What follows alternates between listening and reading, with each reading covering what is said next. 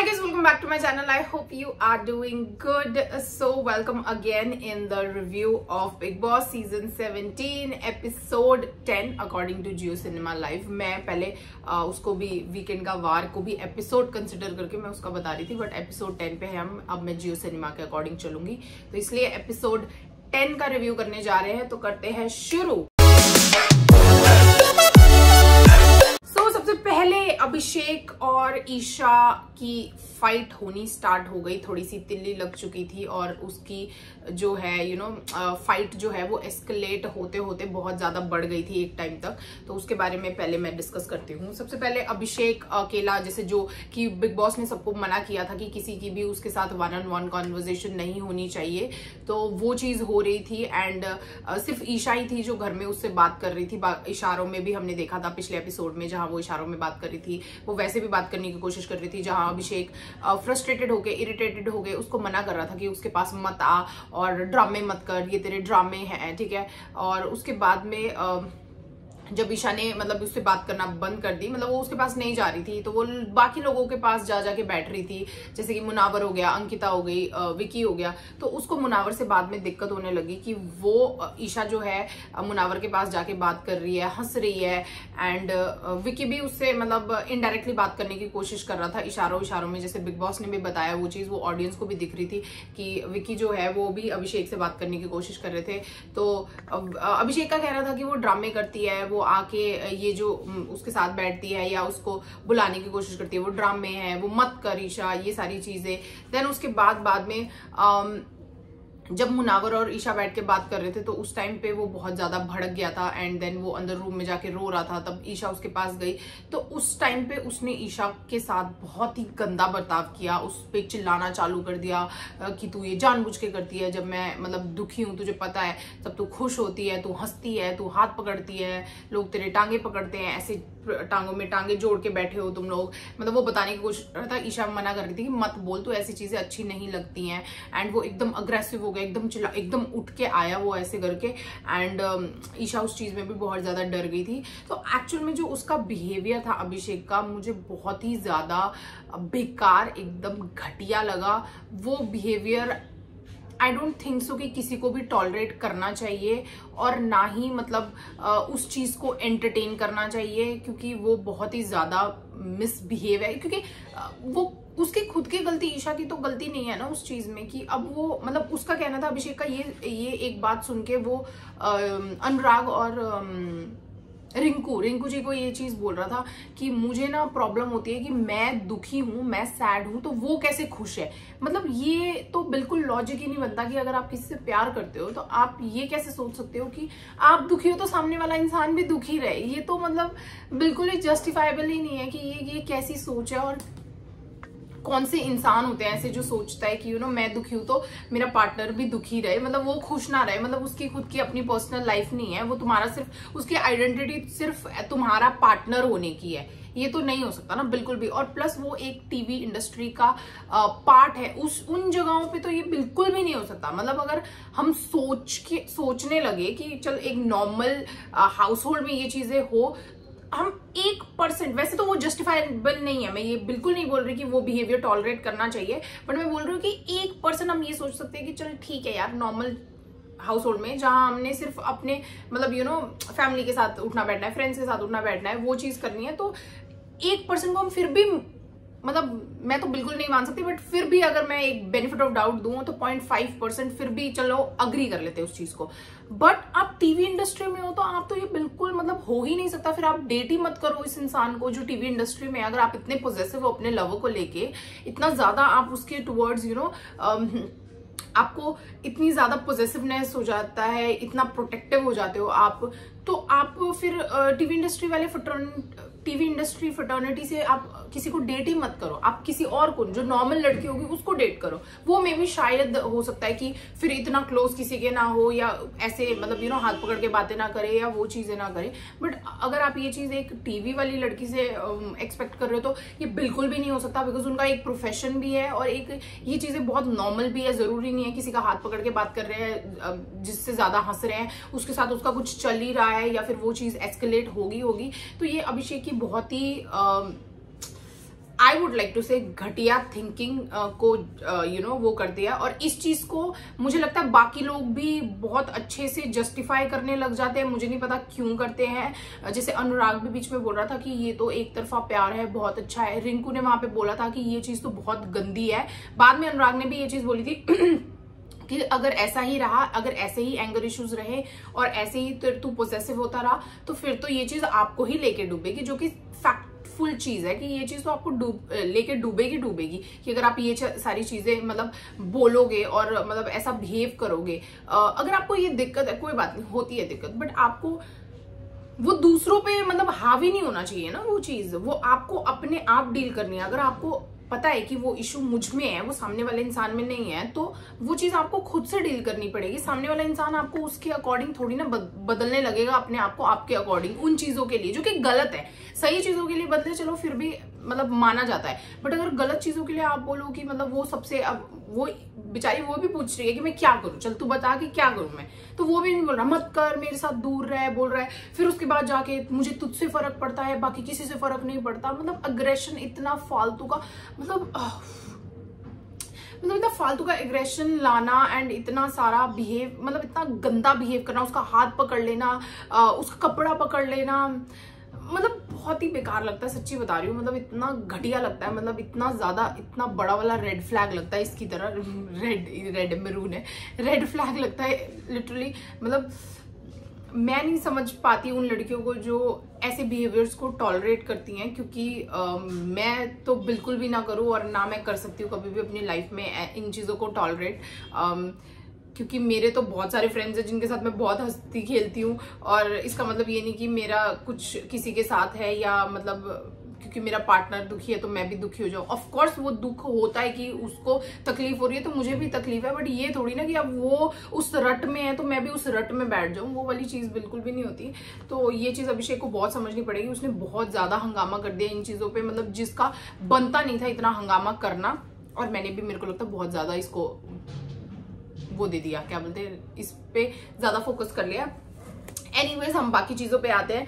Then हमें आज सोनिया भी देखी काफी सारी बातें करते हुए, कभी कपल्स के बारे में बात कर रही थी वो अंकिता और विकी के बारे में, कभी वो मनारा के बारे में बात कर रही थी, कभी वो ईशा के बारे में बात कर रही थी। जैसे कि मनारा के बारे में वो बोल रही थी कि बहुत ज्यादा ये हमें ऐसा लगता है कि बहुत चुलबुली सी है, बहुत भोली है, बट ऐसा एक्चुअल में नहीं है। वो बहुत चालाक है, उसको पता है, जब से उसको नॉमिनेट किया गया है तब से उसको पता है कि कैसे दिमाग चलाना है, उसने अपना दिमाग चलाना चालू कर दिया है। ईशा के बारे में भी वो बोल रही थी कि बहुत ज्यादा झूठी है ये, मतलब बात एकदम से, मतलब जो अपनी चीज को, की हुई चीज को मना कर देती है, एकदम झूठ बोलती है ये। तो ऐसे ऐसे चीजें मतलब सोनिया भी करती हुई दिखी थी आज।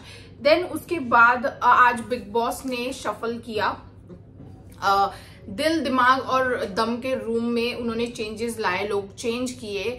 ये भी देखना बहुत ज्यादा इंटरेस्टिंग होगा, क्योंकि अब जो है जैसे दिल वाले रूम में है नील, ऐश्वर्या, विकी, अंकिता एंड ईशा और अभिषेक, जो कि वो अभिषेक और ईशा वो चीज चाहते थे कि वो दोनों एक साथ में आ जाए, तो वो अब एक साथ में हो चुके हैं। तो अब ये चीज देखना बहुत ज्यादा इंटरेस्टिंग होगी कि वो आपस में कैसे डील करते हैं। वैसे तो नील और ऐश्वर्या को उन्होंने पहले ही बॉयकॉट करते हुए मुझे दिख गए हैं, क्योंकि मैं बताती हूँ आगे क्यों दिख गए हैं। एंड देन उसके बाद में दिमाग वाले रूम में मनारा, मुनावर, खानजादी, जिगना, रिंकू, नावेद हैं।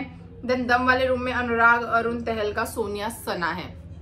तो इन लोगों का रूम बेसिकली बिग बॉस को चेंज करना ही था, बट लाइक वो ये कि अभिषेक का वो जो था वो बहाना मिल गया कि अब मैं आप लोगों का रूम चेंज ही करूंगा, क्योंकि लग नहीं रहा है कि कि दिमाग वाले लोग अच्छे से चला रहे हैं घर को, या फिर बहुत सारी चीजें थी जो मतलब कि चेंज करने की जरूरत थी। जैसे लोग काम भी नहीं कर रहे थे, खानजादी पे मेनली लोग टारगेट कर रहे थे कि वो खानजादी काम नहीं करती, जो कि एक्चुअल में काम नहीं कर रही थी वो, क्योंकि उसका दिमाग अब एक बार किसी ने बोल दिया तो फिर वो खानजादी बिल्कुल भी नहीं करती है वो चीज। तो फिर इस वजह से बिग बॉस ने जो है वो रूम्स चेंज किए और ऐसे ऐसे अलॉट किए। देन उसके बाद में विकी जो था वो अभिषेक को समझाने लगा हुआ था पूरे प्रॉपर तरीके से एकदम। आज विकी बहुत ज्ञानी बाबा, मतलब आज दिख रहा था कि वो टिपिकल ज्ञानी बाबा है। आज उसने अभिषेक को बैठ के बड़े अच्छे से समझाया। अब हमारी एक जो दिल वाली टीम बनी है वो बनी है स्ट्रांग, हम सबसे ज्यादा स्ट्रांग है दिल वाले रूम के, क्योंकि हम सारे 3 लड़के हैं एकदम फिजिकली हम भी बहुत स्ट्रांग है, वैसे भी हम बहुत ज्यादा स्ट्रांग हैं। अब हम दिखाएंगे इन लोगों को, हम एक साथ रहेंगे, नील और ऐश्वर्या को भी हमें एक साथ लाना पड़ेगा, हम सब साथ में खड़े होंगे, उनको भी अपनी तरफ करना पड़ेगा, उनसे भी अब बना के रखनी पड़ेगी। ये गेम, ये एक क्वेश्चन पूछा था ना, क्या विकी गेम के लिए रिश्ते बनाता है? यस, गेम के लिए विकी रिश्ते बनाता है, बट इसमें कुछ गलत भी नहीं है। बट ये चीज नील और ऐश्वर्या को भी पता लग जाएगी थोड़े टाइम में, मुझे ऐसा लगता है, क्योंकि और उनको एक्चुअल में पता भी है ये चीज कि वो यूज करता है उन लोगों का, एंड क्या बोलते हैं, वो गेम के लिए रिश्ते बनाता है। इस वजह से वो उसको बता भी रहा था कि बाकी लोग सब ढीले हैं यहाँ पे, वी आर द स्ट्रॉन्गेस्ट, मतलब ऐसे ऐसे करके फुल वो भी ना एक्सप्रेशन एक्टिंग कर करके बताता है कि हम मतलब ऐसा करेंगे वैसा करेंगे, मतलब उसको लग रहा है कि वाव अब दिल वाले रूम में आ गए तो मतलब फाड़ देंगे सबकी, और सब बाकी बेकार लोग आए हैं। बट ऐसा नहीं है विकी भैया, आप अगर ऐसा सोच रहे हैं अपने कंपेटिटर्स को अगर आप कम समझ रहे हैं तो ये आपकी ना समझी हुई, या इसमें आप समझदार नहीं दिखते हैं। बाकी सब भी स्ट्रांग है, काफी स्ट्रांग है।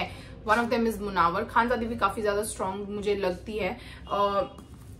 देन उसके बाद में सना भी मतलब मुझे दिखी कि सना सना को बहुत ज्यादा दिक्कत लग रही थी कि दिमाग वाले रूम से उठा के उसको दम वाले रूम में भेज दिया, कि मतलब ऐसे कैसे हो गया कि बिग बॉस को ऐसा लग रहा है कि सना में दिमाग नहीं है एंड खानजादी में दिमाग है जो ड्यूटी नहीं कर रही थी, जिसकी वजह से शफल हुआ। उसको ऐसा लग रहा है कि खानजादी की वजह से शफल हुआ, but I don't think so. Big boss को ये चीज करनी थी, क्योंकि बिग बॉस पहले वो उन्हें मतलब बोलते हैं ना कि ऐसे दिया भी बिग बॉस ने इसीलिए था ताकि वो मतलब उनको पता चले, वो ऑब्जर्व कर सके कि कौन किसके साथ कैसा कैसा बिहेव करता है या किसकी पर्सनालिटी कैसी है। वो सारी चीजें देखने के लिए जो है क्या बोलते हैं, बिग बॉस ने पहले लोगों को चांस दिया कि वो खुद से सिलेक्ट करे चीजें। देन उसके बाद अब बिग बॉस को जब उनकी हरकतें, उनकी आदतें, उनका सब कुछ हाव भाव पता चल चुका है, तब अब बिग बॉस ने अपने अकॉर्डिंग चीजें की हैं। अब आगे भी बिग बॉस आज बोल रहे थे कि फाइनल वो है, ये चेंज है, but I don't think so. आगे भी अगर बिग बॉस को कुछ लगेगा तो वो फिर से चेंज करेंगे, कुछ और बहाना देंगे, पक्का करेंगे, ये मेरी गारंटी है जहां तक मुझे लगता है। ठीक है। देन हाँ, सना को बहुत ज्यादा दिक्कत हो रही थी इस चीज से, और वो ये भी बोल रही थी जिग्ना के बारे में भी उसने बोला कि जिग्ना जो है ना वो बहुत पलटती है, कि अंदर आके बोलती थी कि हाँ मैं तो कुकिंग नहीं करूंगी, नहीं कुकिंग करूंगी, बाहर जाके बोलती थी मैं नहीं करूंगी, मैं ये नहीं करूंगी, मैं वो नहीं करूंगी। तो जिग्ना जी बहुत बड़ी पलटू है, ऐसे करके वो बता रही थी। देन उसके बाद उसने अनुराग से भी उसको थोड़ी सी दिक्कत है, जो कि बाद में भी हमें दिखी जब वो ड्यूटीज वाली बात हो रही थी, तो वहां पे थोड़ा सा अनुराग और सना का भी टिफ चल रहा था। तो मुझे ऐसा लग रहा है कि सना को अनुराग से भी थोड़ी थोड़ी दिक्कत है। तो सना अनुराग तहलका को ही बता रही थी ये सारी चीजें, जिग्ना और अनुराग के बारे में भी ये भी आ गया हमारी टीम में बोल के। तो ऐसे ऐसे डिस्कशंस चल रहा था। देन नॉमिनेशंस हुआ आज का, बहुत ही इंटरेस्टिंग मुझे लगता है। जहां तक क्या हुआ कि दिमाग वाले रूम को बिग बॉस ने बहुत ही बढ़िया वाली अपॉर्चुनिटी दी कि जो नॉमिनेशंस होंगे वो आप देख सकते हो स्क्रीन पे, यहाँ से लोग क्या बोल रहे हैं, क्या डिस्कशंस कर रहे हैं, तो आप जो है वो देखो यहाँ से, तो आपको पता चलेगा। देन उन्होंने नॉमिनेशन कराया। अब जैसे कि दिमाग वाले रूम में मुनावर, मनारा, खानजादी और जिग्ना, रिंकू, नावेद, ये सारे थे एक रूम में। तो इन लोगों को बुलाया गया आर्काइव रूम में, एंड देन वहां पे बिठा के मॉनिटर में सब कुछ दिखाया गया जो डिस्कशंस हो रहे थे। बेचारे दम वाले रूम और दिल वाले रूम को तो पता ही नहीं है कि हो क्या रहा है। विकी भैया तो ज्यादा ही चालू बन रहे हैं, पर उनको पता नहीं है कि उनके पीछे से सबको सब कुछ पता है। देन उसके बाद में सबसे पहले जो है दम वाले रूम को बोला गया, कॉल आई, दम वाले रूम को बोला गया कि आपको जो है 8 लोगों को नॉमिनेट करना है। 8 ही थे ना, 1 मिनट, 1 2 3 4 5 6 7 8, यस 8 लोगों को नॉमिनेट करना है। ऑफ कोर्स वो अपने रूम से तो किसी को भी नहीं करेंगे, क्योंकि वो क्लैशेस हो जाएंगे, और वो अब क्लैश चाहते नहीं, क्योंकि एक ये सबको पता चल चुका है कि रूम की भी बात है, रूम वाले कोऑर्डिनेट करेंगे, रूम वाले स्ट्रेंथ बनाएंगे, तो ही वो गेम में थोड़ा आगे बढ़ पाएंगे और अच्छे से खेल पाएंगे। अगर रूम में ही क्लैशेस होंगे तो उनकी जो टीम है वो वीक पड़ जाएगी। तो इस वजह से वो लोग नॉमिनेट अपने में से नहीं करते हैं, देन वो बाहर बाकी 2 वाले रूम में से करते हैं, जिसमें से वो सीधा बता देती हूँ। अब रीजंस बहुत बड़े बड़े थे तो मैंने नहीं बताया, मतलब बड़े बड़े नहीं, बिल्कुल एकदम ऐसे छोटे थे, और वो टुच्चू पुच्चू रीजन थे, उनके पास कुछ ढंग के रीजंस नहीं थे। तो इस वजह से मैं सीधा बता देती हूँ किस किस को किया। पहले दम वाले रूम ने अभिषेक को रिंकू, नावेद, खानजादी, नील, ऐश्वर्या, ईशा एंड मुनावर इनको नॉमिनेट किया। ऑफ कोर्स बाकियों को उन्होंने बचाया। विक्की को पता नहीं कैसे, सब वैसे तो उसकी बड़ी चुगलियां करते हैं, वो करते हैं, पर उसको बचा लिया। एंड देन अंकिता को भी उनको पसंद ही है वो अंकिता, तो उन अंकिता के साथ भी मतलब मोस्टली सबकी बनती है, तो उन्होंने उसको भी बचा लिया। देन उसके बाद में दिल वाले रूम से जो था नहीं, एक मिनट रुको, हाँ, तो ये दम वाला रूम का जो नॉमिनेशन हुआ, उसके बाद में बिग बॉस ने अंकिता को थेरेपी वाले रूम में बुलाया। एंड देन उसके बाद उनको इन 10 लोगों में से, 10 क्यों बोल रही हूँ मैं, 8 लोगों में से, सॉरी गाइस, 8 लोगों में से उन्होंने बोला कि किसी 6 को नॉमिनेट करो और 2 को आप सेव कर सकते हो। तो काफी डिस्कशंस के बाद में काफी डिस्कशंस हुई इस चीज पे, जहां की विकी बोल रहा था कि ईशा और अभिषेक को बचाना है, अंकिता बोल रही थी नील और ईशा को बचाना है, और बाकी नील और ऐश्वर्या का तो किसी ने ओपिनियन पूछा ही नहीं, क्योंकि पता ही था कि वो ही लोग नॉमिनेट होंगे। तो जो कि हुआ भी वही चीज, नील और ऐश्वर्या ही नॉमिनेट हुए उसमें से, और बाकी ईशा और अभिषेक को बचा लिया गया। ईशा और अभिषेक नॉमिनेटेड नहीं है, वो सेफ है उसके लिए।